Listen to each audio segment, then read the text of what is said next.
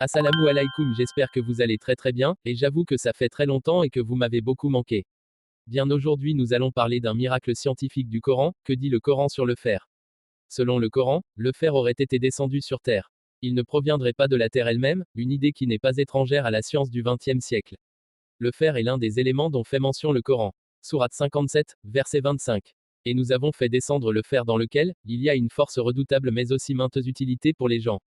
Certains ont pu croire que le mot arabe, anzalna, traduit ici par descendre, et qui est utilisé pour parler du fer, dans ce verset avait un sens et métaphorique visant à faire entendre que le fer a été envoyé par Dieu pour profiter aux gens.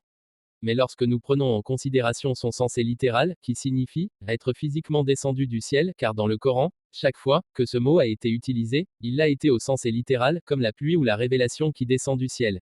Nous réalisons que le verset fait référence à un important scientifique, car les astronomiques modernes nous apprennent que le fer que l'on trouve sur Terre provient d'étoiles géantes de l'espace intersidéral.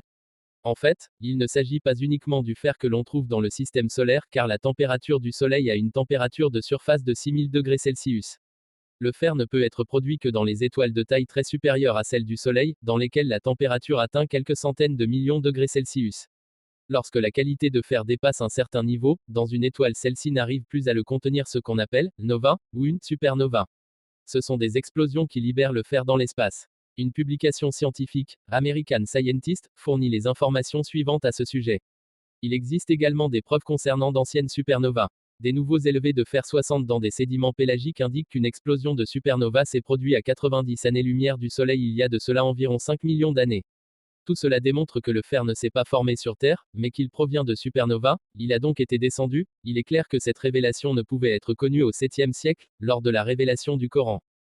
Le fait que le verset parle du fer en particulier est étonnant si l'on considère que ces découvertes ont été faites à la fin du XXe siècle. Dans son ouvrage intitulé Nature's Destiny, le réputé microbiologiste Mitchell Denton souligne l'importance du fer. De tous les métaux, aucun n'est plus essentiel à la vie que le fer. C'est l'accumulation du fer au centre d'une étoile qui déclenche l'explosion d'un supernova et la dispersion subséquente des atomes essentiels à la vie à travers le cosmos. Cette explication indique clairement l'importance de l'atome de fer. Le fait qu'une attention particulière soit portée au fer dans le Coran souligne également l'importance de cet élément. Si cette vidéo vous a plu, n'hésitez pas à liker, partager et surtout vous abonner.